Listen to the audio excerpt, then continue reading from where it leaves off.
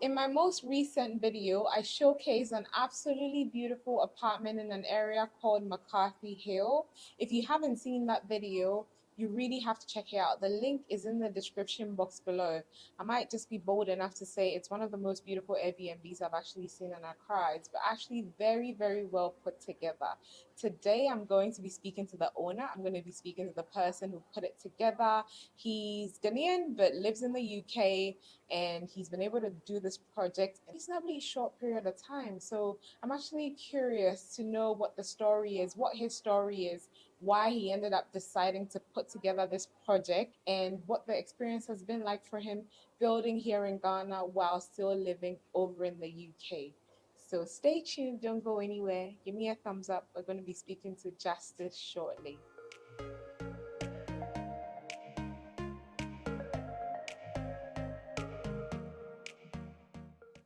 Hi, Justice. Hello, Jasmine. Hi, how are you? I'm good. Yourself? I'm very well, thank you. Thanks for being on my channel. Thanks for having me. That's okay. Before we talk about the building, can you tell me a little bit about yourself? All right.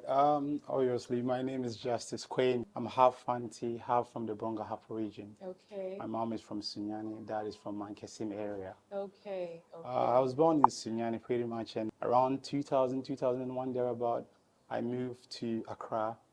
Yeah, my okay. uncle literally brought me and my cousins to Accra. Oh, So I did my JSS New Era okay, around Tudu area, okay.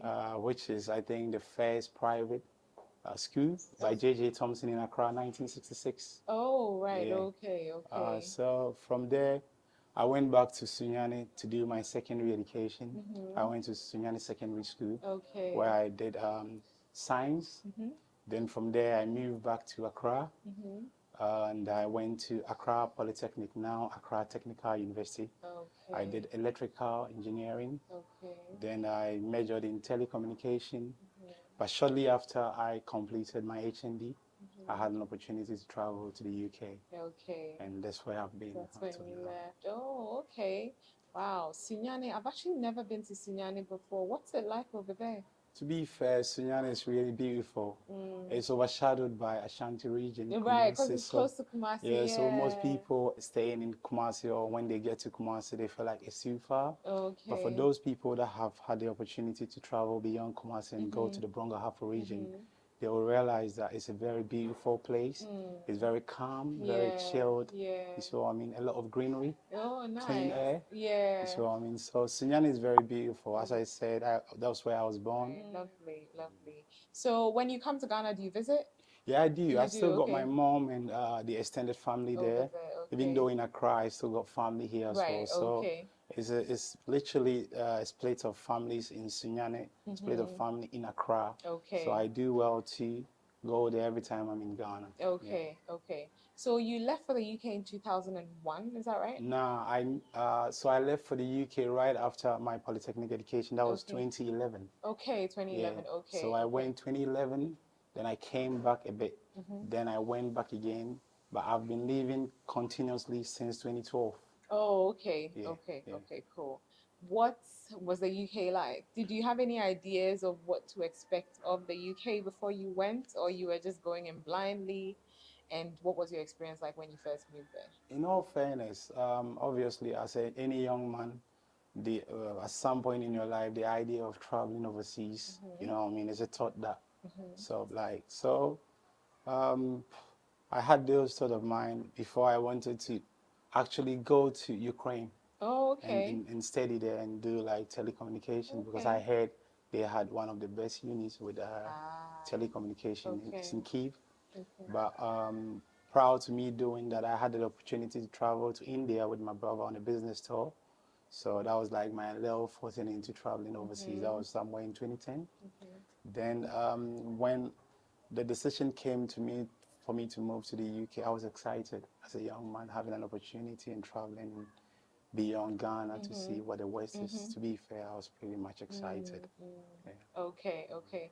And did you have any family there when you went, or you went on your own? No, I didn't have any family there, but a cousin of mine that lived in the US had a family connection. He had a friend, his best friend Oh, had a okay. family there. Okay. So at the time, he had come to Ghana for a visit, and I was like the chauffeur driving him Oh, around. okay, okay. So I basically told him that, oh, mate, I intend traveling to the UK. So yeah. So have you got anybody that is going to sort of host you? I said, nah, that's the one I'm waiting on. So he linked me up with a family, Mr. Sari, and it's Mrs. Patricia. Very kind people. Oh, They took okay. me in as like their little brother. Oh, So I lovely. live around Farnborough area. Those people Okay. that live in the UK, Okay. so southwest. So I Okay. was there Okay. for a bit, and yeah. Okay. And what did you do in the UK then, and what do you do now? Oh, to be fair, for the most part, I was in the military. I was in the Okay. army for a bit. Then I left the army somewhere 2018. Then obviously, for people that have had the privilege to be in the army, you sort of like you come out with a different mindset, and you can literally fit in everywhere. So I started off by doing like security jobs just after the army. Okay. Then there was a bit of a break. COVID happened. So I mean, then I basically started off doing like private hire, Okay. and so that's what I've been doing up to now. So since then, okay. Is there a reason why you chose to join the army? Oh, to be fair, as a young man at the time, um, it was quite an interesting one because my grandfather was part of the old Gold Coast Army. Oh, You see okay. what I mean? So I think deep within my roots, maybe there was Right, that there was connection. You see right, what I mean? right, right. There So was some army yeah, genes in there. but I Okay. didn't think until when I went to the UK that, to be fair, people that I was around with, the area that I lived, most of the young guys that were there that were Ghanaians or even other nationals from other countries, Right. were like most of them were in it. In the army. So Okay. I would say the environment influenced my decision at the time. Okay. Okay. Yeah. Was it, do you think the experience was worthwhile for you? Did you Yeah, enjoy it? 100%, Yeah. 100%. Okay. I did Okay. enjoy it. For the most part, it For was the most beautiful. part. It was Okay. challenging, but it was rewarding as well. Okay. Okay. All right. What's life like in the UK Oh, as a Ghanaian man? right. This is a very controversial one because it's just decide on people's experiences, you see what I Right. mean? Right. But I would say um, being in the West has challenges and its benefits as well. Ultimately, it's what you set your mind on and what you want to achieve for yourself, you see what I mean? So you'd have two people that would have different experiences. One would be of, oh, it was a struggle, is this, is rent, is that, obviously. And you have another side of the coin that would say, oh, mate, at least I'm working, I'm making a decent wage, Right. I can take care of my family. Right. So it's how you make it really. Okay. Okay. So you've been in the UK since 2012. Yeah, continuously. And then what made you decide to all of a sudden come and build this place here in Ghana since you live in the UK now? You live there full time with your family and all that. What Right. made you decide to do this? I think most of the times my thing is I'm a bit fearless because I know like the challenges that life poses can be a bit of a twist and turn. So even though it's a bit challenging coming to Ghana to do something like this, I always was like, to me, it's a fulfillment in a way to put it. It's not really about like what I would gain financially from Right. it, Yeah. but it's because I grew up not far from here, and I Mm. used to uh, maybe be in my dad's car, and Oh. he would drive past this area, and I used to dream like this, like this. Yeah, You how see what I mean? lovely. So it's like a dream come true for me, Yeah. if that makes sense. Yes, yes, yes, sure. Okay. How long ago did you get the land here? So there's a twist to it. So what had happened was in 2014, obviously at the time I had met my now wife, Okay. and I went to my dad and told him that, oh, I've met this beautiful woman that I want to engage. And my dad looked at me and said, you haven't even bought a land. How do you get married without So land? how do you get married without a land? So in my way to sort of convince my dad, I said, oh, you know what, I know what to do. So I just told him that I designated him to be Minister of Lands. Look for Yeah, a land find you for me. land. Okay. So yeah, so he was quite helpful, and he was able to secure this just before I got married. Oh, okay, okay. So it all worked out well Yeah, for it you. did indeed. Okay, okay. Yeah. What did you end up paying for this land? Oh, at the time, I think we paid within the region of 300 to, I would say 30 to 40,000 Ghana Thousand cedis. Ghana. Oh, and when you bought it, what was the plan for it? Did you always think you were going to do an apartment, or you wanted to do a home for you and your family, or what was the plan? Yeah, I think, in all fairness, it was just like any other person. When you buy a land and you are overseas, the first thing that you think of is getting a place when you come home with your Okay. family. So that was what it was. But somewhere around 2017, my uncle came to the UK for a visit, and at the time, me and him had a convo. And he was like, oh, he's doing an apartment complex. So he showed me pictures of it. So straight away, I saw like, oh, I can do something similar to this. Yeah. So it's changed from being a family home or building something for the family to doing an apartment complex. Okay, okay, okay, cool. And when did you start building this? So we literally came on the land, I would say somewhere early 2018. Okay. Then December of January of 2019, I came to Ghana. Then when I came, we had done what they call footing, like Oh, initial okay. stages, the Yes. foundation stages. Okay. Then I was here, then we did the compacting, then we put concrete and did the foundation. Okay. So we started with the block work, you see what I mean? Then it got truncated, resources, COVID and all these things. So there was a bit of a pause there. Okay. Then around 2021, I just like started doing it. But in between 2019 all the way to 2021, I would do little bits. You see Okay. what I mean? Yes, So yes, yes. I think when I came to fully just get all hands on, I had done the first decking, Okay. you see, Okay. then I continue on up to this stage. Right. Okay. So in that time that you were doing it in stages, were you only building at the time that you would come to Ghana, or you had designated somebody to take care of that Okay, for you? so in terms of the structure, I had so the builder that built the house, I've known him. He's been a family friend for some time, so I had a bit of confidence in him. You see what I mean? So the structure, majority of it was done when I was in the UK. Oh, okay. But Okay. when we got to more detailed work, I would come each year and stay outside and make sure that the right thing is being done. Being done. Okay. All right. What was the building process like for you? What was that experience like? So the building process, it's a tough one, to be fair. You need patience on the steroids, I'll tell you that. It's a tough one because there's a lot of red tape. Red tapes, I mean, like people doing the wrong thing, even when you have explained it and explained it over and over, going over people's head. Even with diagrams and pictures, they will still get it wrong. But you've got to have a bit of patience, and you also have to basically like stick with the plan. That this is what you want to do in spite of the challenges that will come. Yeah. So I think it was a learning process for me as well. I believe in future, if I do go and build a different building, it would be much easier because of the experience that I've gained. Right. But overall, it was quite challenging, I would say. Yeah. Okay.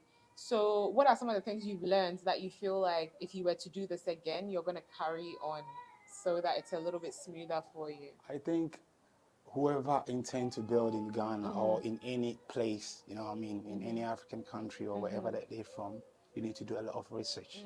You see what I mean? And don't take people's word. You see what I mean?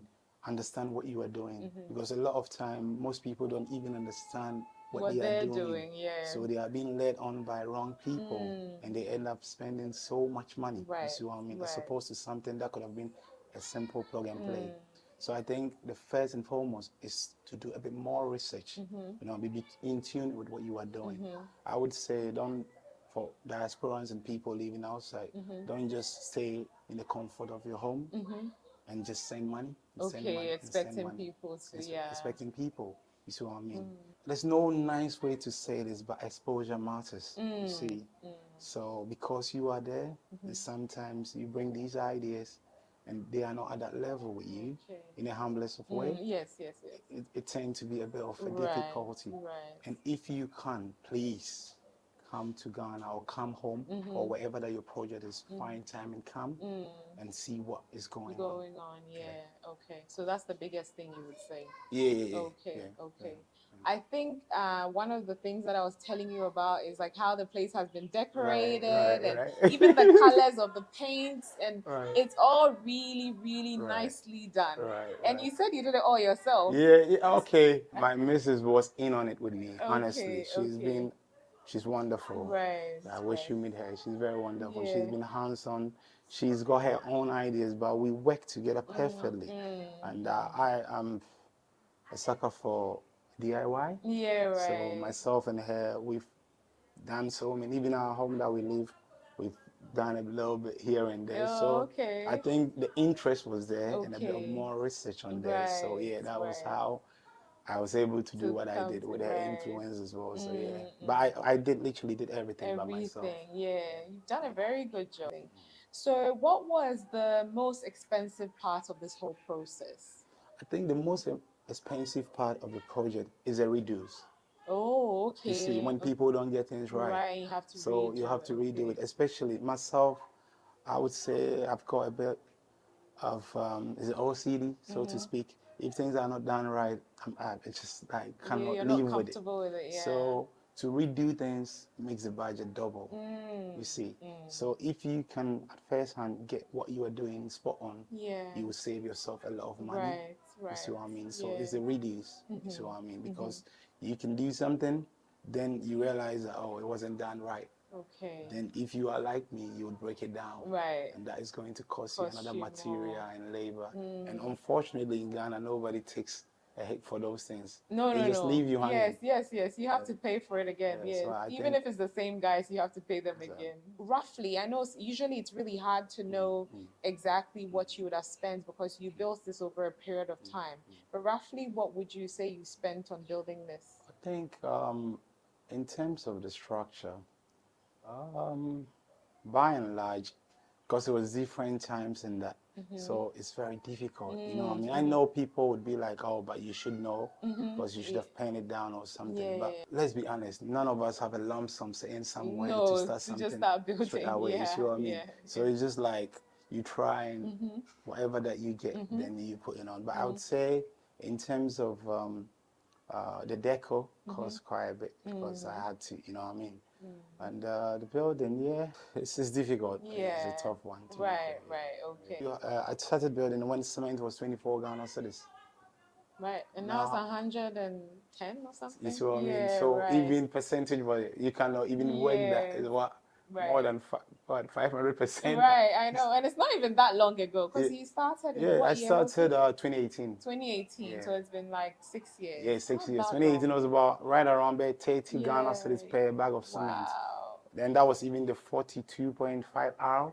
Okay, yeah, right. Okay, cool. So do you intend on living in Ghana eventually, or you just want this to be like, you're doing short lets, but you have a space for yourself and your family when you come on holiday, or do you want to live here eventually? What's the plan there? Oh, that's a tough one to be fair because when you got young ones, the decision is not yours really. Sure. You see. Sure. So left me alone, I would want to be here. Okay. It's beautiful, the sun, you know what I mean? Yeah. But obviously with the family setting. So I think I would try and maybe do a bit of both. Spend considerable amount of time here and there as well. So ultimately. But eventually it'll get to that point. Yeah, it'll get to. I think that's for what most of our parents did anyways. They go and hustle and as it's time to relax, this is where it is. Another thing too that I'd wanted to add was you were quite impressed when you came around and you saw the quality of work done here. Absolutely. Yeah. What I would say is that there's a new school. You can get quality of work done in Ghana. You can get top quality finish here in Ghana. It's just that you have to find the right people to sort of support your idea. And my thing was that I wanted to sort of like have people come here and have an experience, be in a place where everything is working. You see what I mean? Right. In terms of having water, electricity. That's the main thing. So we have a standby generator. It's about 33 kVA, enough to power the whole house. We've sort of like, you've touched on it on your earlier video. We have a reserve poly tank as well. Yes, yes, The room is very nice. You see what I absolutely. mean? Yes, Gorgeous, yes, spacious yes, area. You got television in all room, air conditioning, yes, you name it. You see yes, what I mean? it's all So there. the idea was to give value when people come here. So yeah, I would encourage each and everyone, if you are coming on home for a short stay, you need a place away from home, have a comfort of the UK or wherever that you are coming from, then you choose no other than McCarthy Hill Court. There you go, guys. There you go. He's right, though. It's beautiful. I told you guys, it's very, very well done. The views here are nice. We're sitting on one of the porch right now. You can see how breezy it is because my hair is like blowing everywhere. It's really, really lovely. You guys, you've done incredible. Oh, So thank has you. your wife. I haven't met her Oh yet, yeah, but yeah, yeah, yeah. good job to Yeah, she's her very, as well. very beautiful lady. Yeah. So my next her little getaway, I'll probably come Oh here and yeah, yeah. spend. You are always welcome. This is your home I'll too, come and so spend the yeah, night. yeah. Well, it's been really lovely to Right, meet you. Thank right, you so much. Thank you right, for sitting with me and chatting right, with me. Love the space you've done here. right. Very, very nice. Very nice. I've explored a number of Airbnbs, Right, both for advertisements and for personal use. right. And I think this is one of the really nice ones that I've seen. Wow, So yeah, wow. I would. keep at it. All right. Thank you so much. Coming from you is beautiful. You know what I Oh, mean? So yeah. I would say though, I'm glad you came through. I'm glad you're having me on your channel, and I'm also would say it's a beautiful thing what you guys are doing in the life that you are Thank impacting. You you. see what I mean? And when you are overseas and that you are glued to your TV, Yeah. YouTube, and that. So when we watch people like yourself and explore Ghana and all these Yeah. amazing places, it sort of put a stamp on it that, Yeah. Ghana is a Yeah. beautiful place. So Yeah. thank you for coming as well. That's okay. You're welcome. Thank you. All right, you guys. So I hope you guys have enjoyed the video. It's been really lovely coming here and spending time with Justice and just touring the place and all that. If you guys are interested in booking this place, which I'll encourage you to, all his information and the information to book this place will be in the description box below. There's a website, there's a phone number, there's all that good stuff. It'll be there and it'll be on the screen for you guys as well. Don't forget to give me a thumbs up and subscribe if you haven't already. Don't forget to follow your bliss. So now life is short. Follow your bliss. Na nipa ye den. Follow your bliss. Na die besi ye. And follow your bliss. Na den mada. Take care, guys. I'll see you in the next one. Bye.